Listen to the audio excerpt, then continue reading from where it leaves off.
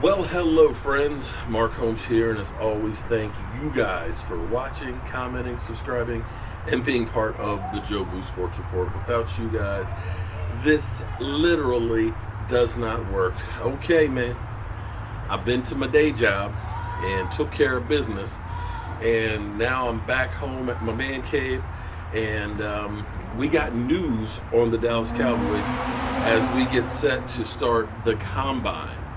If anybody's there, let me know if you can actually see me, hear me, and we just want to make sure that we got everything working as well as possible. Let me try and do a sound test here, see if I can hear me.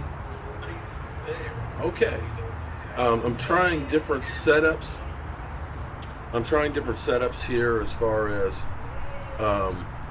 my YouTube setup and things, using the different Mevo camera. I'm using actually a shotgun microphone right now to see how well this works. If this one works well, then that's going to be great, because then I don't have to use as much equipment, because that's just plug it into the cell phone. So what we actually have is, I got my Mevo camera over here, which is I think pretty clear. And then I actually have my cell phone over here, which I can see the chats on here, but there's also a little shotgun mic that's pointing directly at me. So let me know if it's clear, because we're actually outside to see how well my Wi-Fi is working, and trying the shotgun microphone, seeing how well that is. I actually have some kids that are playing over there outside, so I'm curious to see if you can actually hear the ambient noise. There's the waterfall at the fish pond, there's cars going up the parkway, there's a little bit of wind and the kids and all that. So, here we are. Stephen Jones has talked. Now, my thing with Stephen Jones is this. Pay attention to what Stephen Jones says. Stephen Jones is like E.F. Hutton, okay?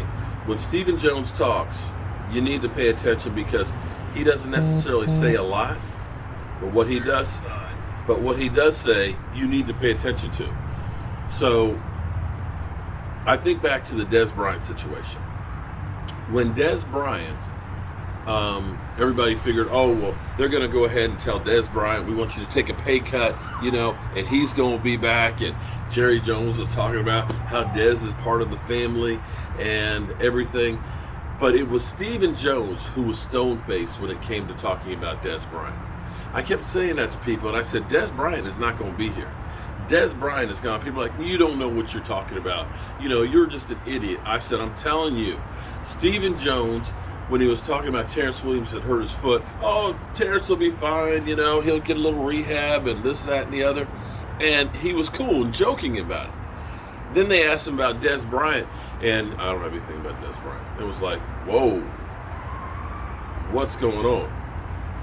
So then, today, Stephen Jones lets you have a window on 3 players. He let it be known that they hadn't actually talked to Dak Prescott's people since September, since the beginning of the season, which is interesting to say the least. What's being reported, here's the thing. There's a lot of people out here that keep going through and quoting the same stupid stuff, okay? So they keep going through, Dak wants $40 million and everything else. He's not worth 40. Well, from what we have been told, it was never about 40. It was actually around 33. That the deal, the Cowboys had said, we're offering him a deal that is worth the top 5, which is true in some regard, but the language of those, you could say, you know what, Mark Holmes, we're going to give you a $115 million deal. Mark Holmes, we're going to pay you a $115 million deal, but we're only going to guarantee you $500. I take it. Believe me, I take it. I would take it in a heartbeat, so no problem. You mean I got a chance to get in the 125? But what it was basically $90 million was guaranteed. And so you look at Kirk Cousins 2 years ago got $88 million guaranteed for 3 years. And so you're only going to offer me $2 million more than what Kirk Cousins was? And see, that's what you have to understand. It's not about that final number that's out there, because, Albert Hainsworth signed a $100 million deal. He played for 2 years and he only got $30 million. Now, granted, he was overpaid at that $30 million. But that's the difference there. So when you look at Carson Wentz, I think was 105 or 110. And Jared Goff, I think, is 117 million guaranteed. His people are like, you gave those guys guaranteed money. You ain't giving us jack. You're giving us a deal that's not as good as the other ones. Now, that's a far cry from when you're talking about $40 million a year. You can say $40 million a year, and if it's only $70 million guaranteed, it's really not that big of a deal. So, back to Stephen Jones. Stephen Jones said that they haven't talked to Dak Prescott's people since September. And we know that they haven't done much since then, or done anything since then. But says they hope to get together at the Combine. And that's where I was telling you that when the Combine is where everybody does a whole lot of work. The agent's going to be there because they're going to have their players there. They're going to be there trying to, make sure that we influence the teams to draft them. And the higher they get drafted, the better, of course, the money is going to be for the agents. So they're going to be there. All the team representatives are going to be there. So this is an opportunity for teams to go ahead and make deals, make trades, and do all this great stuff. And so that's where they're hoping to talk with Dak's people at the Combine. Nothing is scheduled in there just yet, but it's one of those things that, hey, man, let's go have a sidebar. Let's go have a conversation.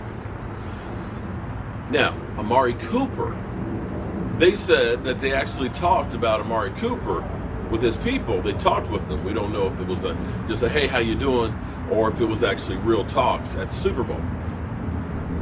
That's better than at least wait. You hadn't talked to Dak's people since September. You talked to Amari's people at the Super Bowl. That sounds like great news right there if you're Amari Cooper. And then he got to Byron Jones. Byron Jones. See, you got to read between the lines. And this is what he said about Byron Jones. And I'm going to read the quote to you. Byron's a guy we think a lot of. He has had a great run at quarter. He played really well, played at a high level. That's the hardest thing when you have quite a few good players on your football team, is you get challenges. I know Byron understands that. But at the same time, he's worried about Byron, as he should be. Certainly we'll continue. We'll visit with his guys while we're here, kind of see what direction and what they're thinking, and we'll have to keep moving.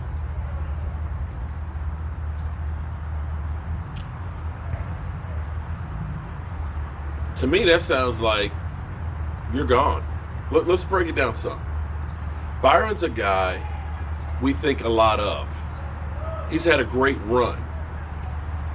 When you say great run, that's usually after it's over. Honey, we had a great run, but, it's time for me to run on up out of here. That sounds like breaking up. That's the hard thing. So you're talking about a run and the hard thing. When you have quite a few good players on your football team, is you get challenges. That's kind of like saying, honey, we had a great run.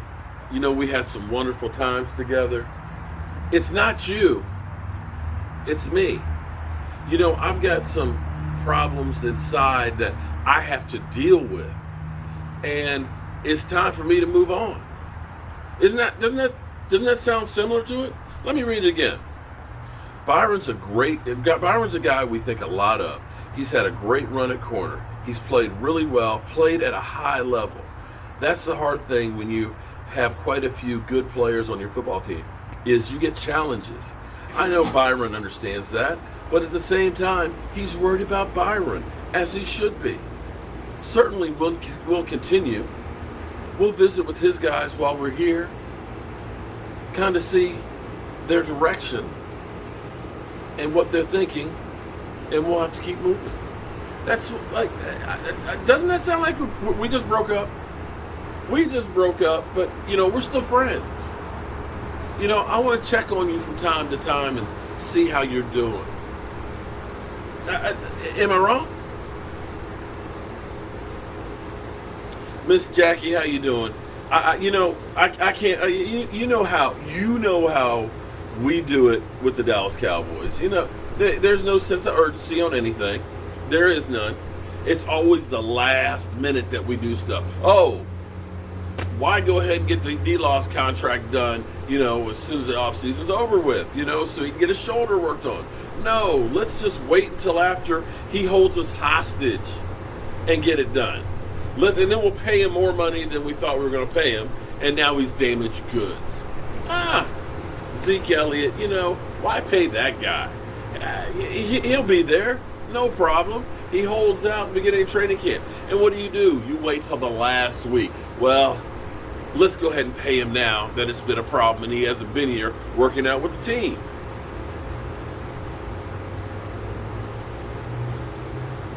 We will not have that Hunt family deal with these players like this. Dez, Tank, Zink, and now Dak. Wow. Well, thank you. The camera, it's got all kinds of different settings and stuff on here, and I'm still working on it. See, like, for example, this is actually the outdoor setting as opposed to the normal setting. That's the normal setting, and it's kind of not as, bright and stuff. If you put it on stage, boom, it looks terrible. But the outdoor setting looks really good out here. It's called ratings. You know what? And I agree with you. I agree with you that Jerry Jones likes the drama. He does. He loves having everybody holding around, waiting. Is there any news about that? What am I doing right now? What am I doing right now? I done posted a video on my way home from work talking about Stephen Jones, that he hasn't talked to Dak's people. And here I am out here doing a live stream, doing the same thing. What are you guys doing? You're sitting here listening to me talking about the Dallas Cowboys. He's getting it for free from me. So, we keep sending all this stuff out here. I mean, you can't be mad at the man for being a media genius. Here comes Jerry, P.T. Barnum Jr. There you go. What does a second round tender do? That's when you have a restricted free agent. When you have a restricted free agent, which means that he could actually go elsewhere, okay? And so what you can do is you put see, this is like for a guy who has been drafted later in the rounds, and he's outperformed, okay? He's not a free agent. So you can put a tender. So you can put a first-round tender, a second-round tender, a third-round tender to help hold his rights, and that means somebody else has to pay you more for it. We did that with David Irving. We gave him, I think, a second-round tender. Now, we have Antoine Woods, who's an exclusive rights free agent. And if the Dallas Cowboys offer him any kind of contract, then he cannot sign with anybody else. And so they'll offer him a low-ball contract, and he has a choice of either playing for that contract with the Dallas Cowboys or not playing at all. See you later, Miss Jackie. Be safe. I know, Miss Jackie, I'm tired of it too, but I still got to fill people in on the news. Our front office, about though? We just being frugal with one guy? Is that what it is? We're just being frugal with one player. Were we frugal with D-Law? Were we frugal with Zeke? Were we frugal with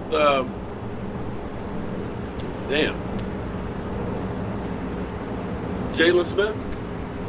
Were we frugal with Lyle Collins? Frugal with Zach Martin? Frugal with Tyrone Crawford? Frugal with Tyron Smith? We're frugal with only Dak Prescott? Is that what it is? Ramon, I think at this point, if the team tags him, and the team, here would be my thing. I'll tell you what, we'll be doing my live stream at 9 o'clock tonight, but I'll tell you what my plan would be if I were Dak Prescott, because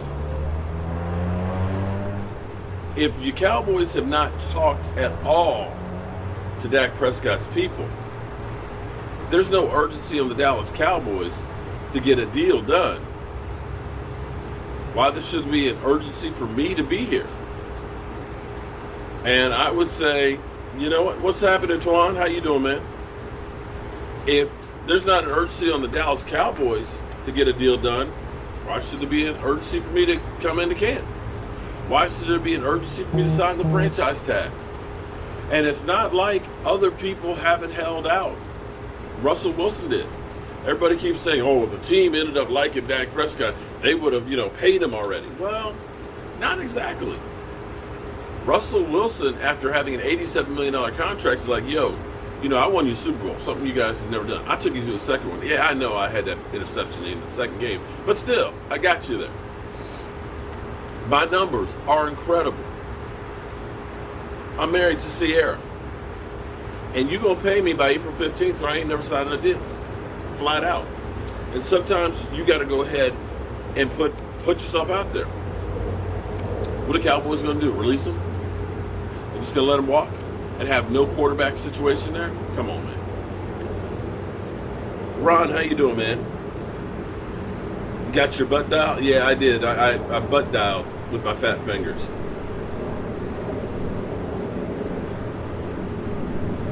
Yeah, and delusional Dak fans, you're right. That's the way they do business.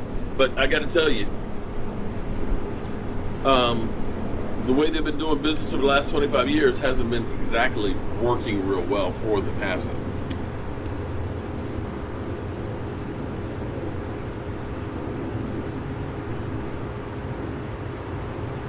The Cowboys are sending the message that if you play well, your big payday will come if you hold out or go to another team. Well, here's the bottom line. If you play great, you're going to get paid either with this team or another team. That's just the way it is. Delusional Dak fans, but again, you can say all you want about the top number. It's really, the 33 doesn't mean anything. The bottom line is, what's the guarantee in it?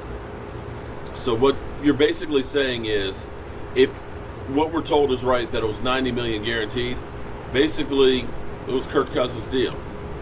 And after Kirk Cousins got his deal, Matt Ryan got his deal, Big Ben got his deal, Russell Wilson got his, Jared Goff got his, Carson Wentz got his. All those guys got a deal that was far and away better than what Kirk Cousins got. So what you're saying is we're actually turning the clock back. And see, that's where you don't seem to understand. See, Kirk Cousins got $88 million guaranteed.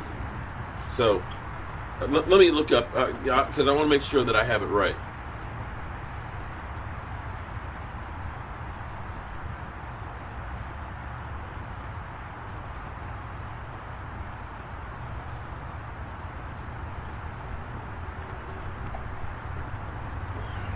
Actually, I should look over the cap.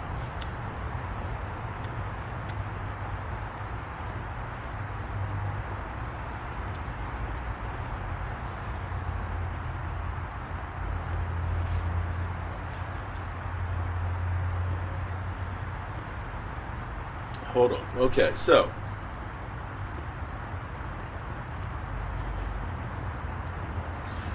here's the way you look at it. Okay. Forget about how much it is average per year, okay? What you actually have to look at is the guarantee money, okay? So here's what you got. Russell Wilson has 107, because you're not going to get all the money that's on there. You very rarely will. It's the guaranteed money.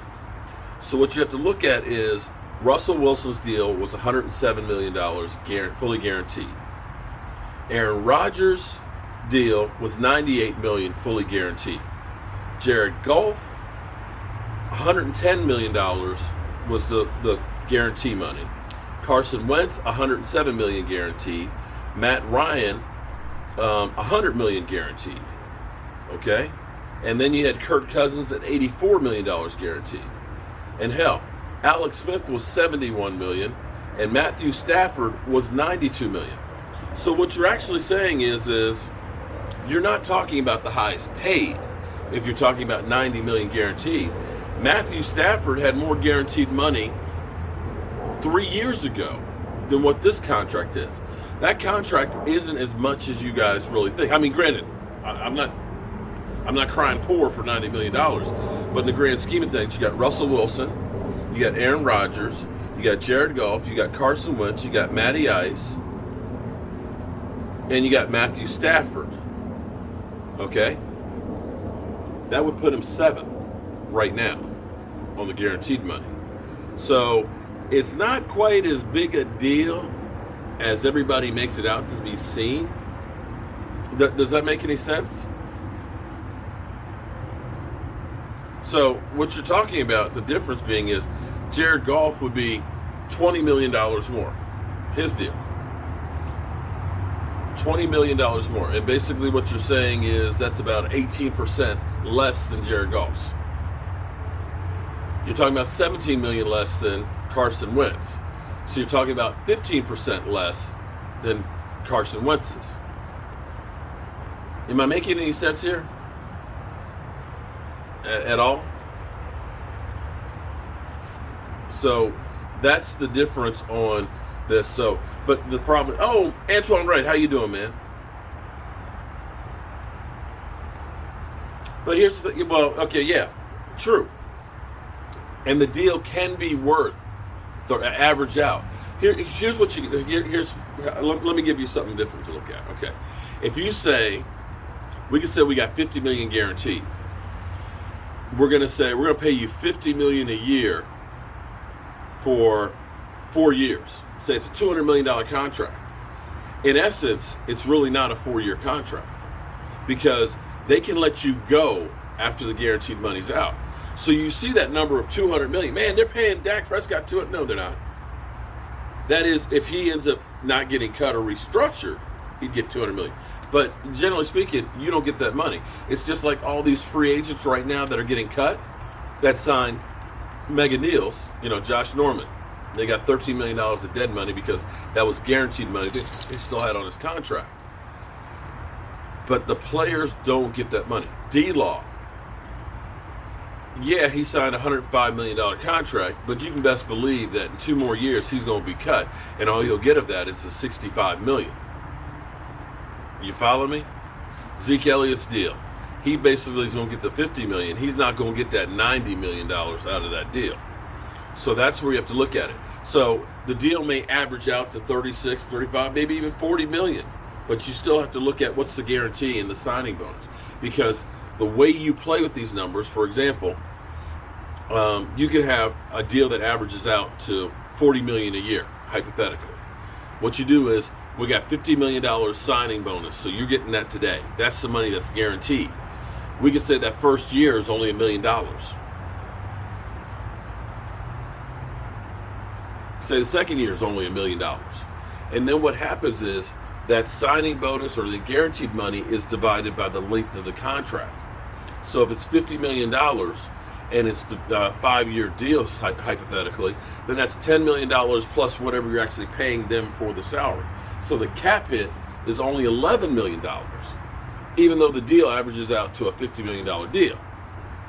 Because you could say the last year of the deal is $100 million. And if you cut them before that, doesn't matter. The only money that would be dead is that $10 million that was the signing bonus that's prorated. The guaranteed money that they were talking about was $90 million. $90 million.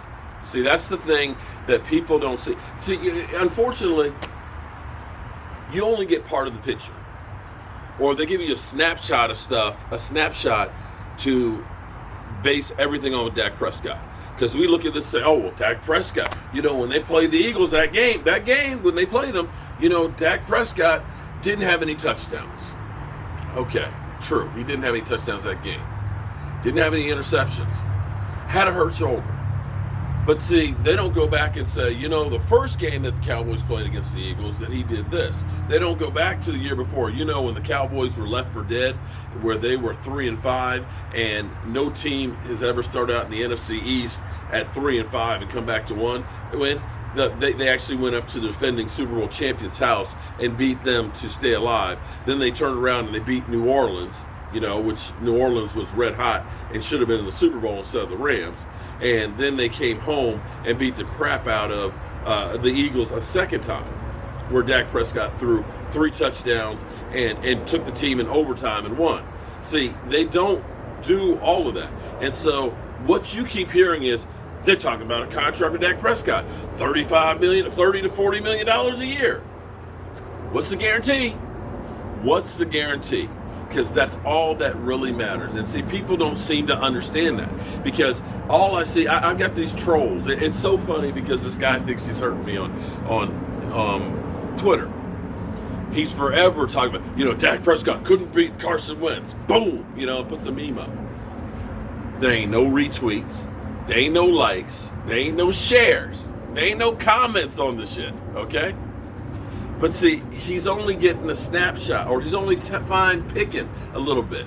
We went from, Dak Prescott, he's a dink and dunker. And I said, but we're winning. Oh, but see, he doesn't have statistics. His yards per completion, they're short passes, but we're winning. Right? Isn't that exactly what they said? They said his numbers, he's just a dink and dunker. He can't go down the field. But we were winning. Now he's going down the field. Okay? Second longest completion per pass. Second most yards in the NFL. Shameless Winston ended up beating him. But Shameless had 30 interceptions, including 7 pick sixes. Right? He's throwing the ball down the field. Now it's, wins are what matter. What? Last year you said it was about yardage. He's a dink and dunker. Now he's being a gunslinger, and you're not talking about dink and dunk. And now you're talking about, those are garbage yards.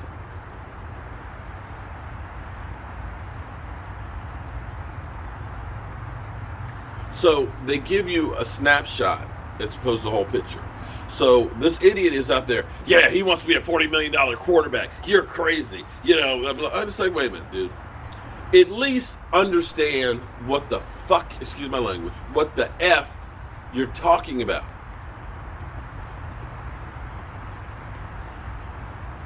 Unless you go to your job and say, you know what? I'll take a 15% pay cut. Even though I'm doing the same job as those guys. Even though I ain't been paid at all like those guys, I'm going to take a 15% pay cut. Because that, in essence, is what the Cowboys are asking Dak to do. It's not that he's asking to be paid more than anybody else, to be the highest paid and get guaranteed $35 million a year and $200 million and all that. He's actually looking for a fair contract. He's okay with the 33 like Jared Goff and all that. It's the guaranteed money that needs to bump up so that way it's consistent. That's it. That's the bottom line.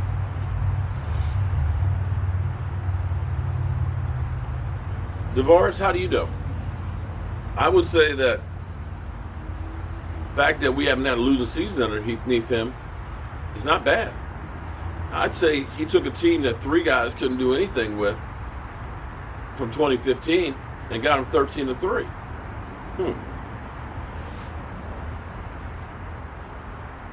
But, I'm not going to have a heart attack over some of those guys.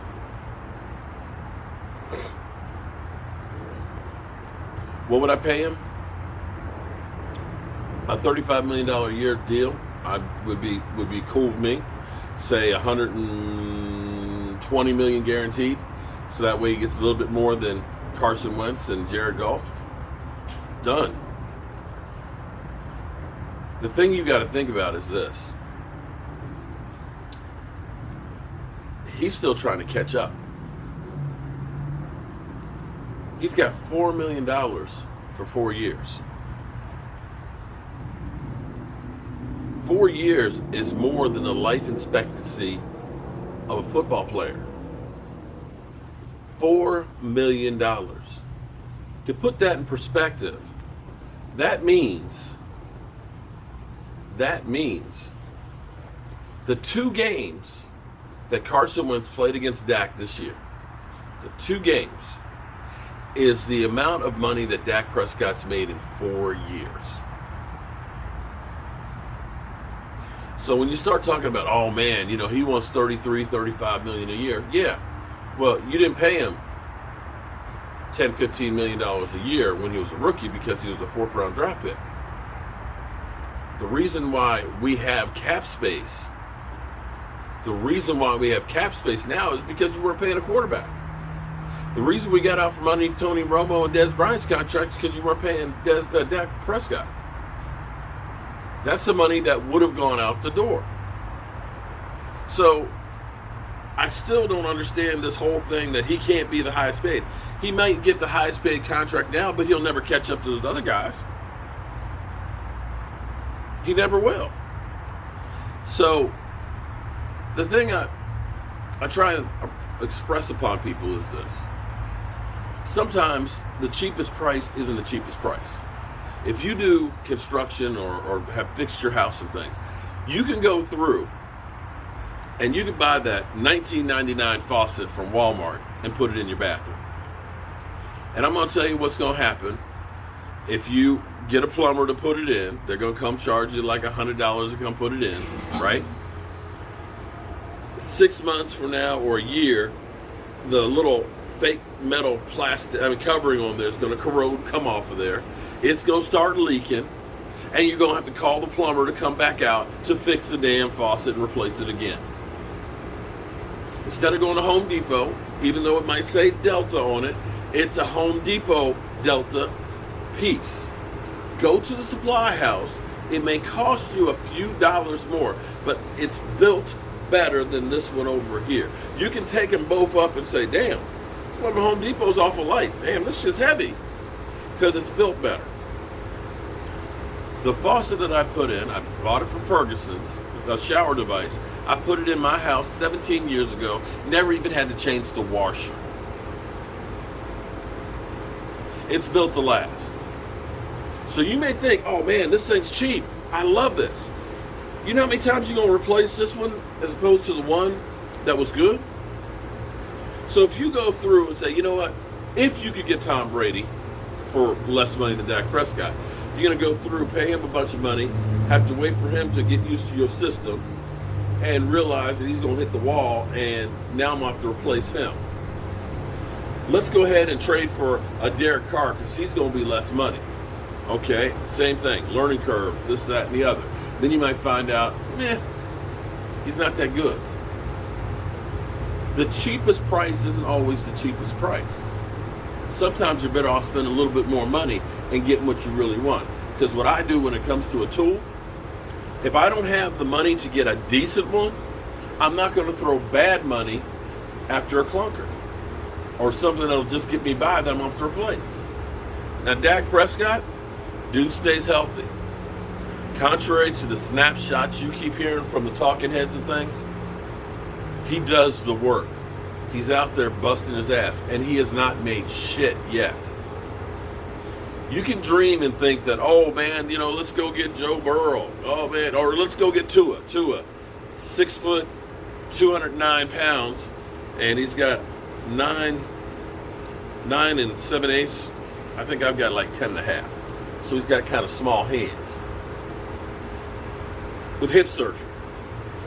So you want to go ahead and mortgage the future, take a guy coming off an injury, that's a gamble, who has done not a single play, versus having a guy that's been a DeWalt.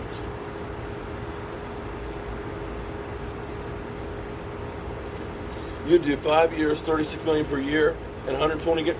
Sold. Sold. That would work. But that's not what the Cowboys offered. Understand, you put $36 million more on the table than what the Dallas Cowboys did. And see, that's where people don't seem to understand. Stephen Gold. Move up and draft Tua. And what you going to do about your defense? Apparently, we're going to be letting Byron Jones go, so you're going to need to get some cornerbacks. Your whole defensive line are all free agents, and not that they were great. You got to replace those guys. So instead of taking one of the strengths on the team and saying we're good, you're going to say let's replace the strength on the team and forget about the weaknesses. Do I have that right? Do I have that right?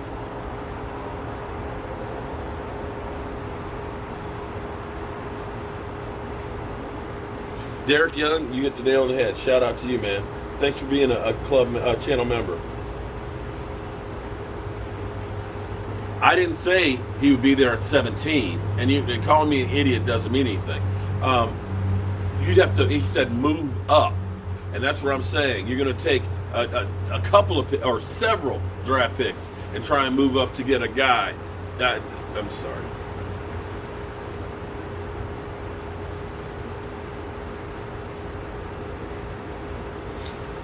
They got, okay, how about this, Antoine? Antoine, you know you're my dog. What if Dak Prescott had been just a fourth round drafted quarterback? What if?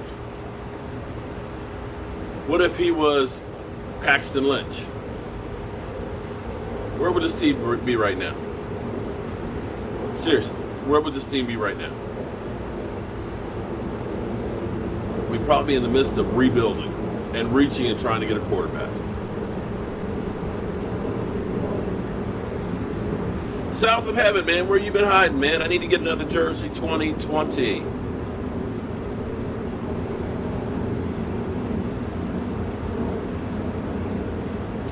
Four years, $100 million. That's worse than the deal that was already offered to him. 4 years, $100 million. How did that even come out your mouth?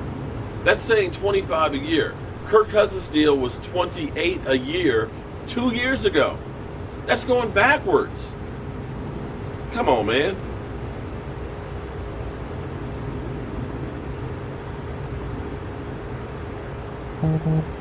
Right. I need to take this call, y'all. I will be back tonight, 9 o'clock Eastern, okay? I will see you guys soon.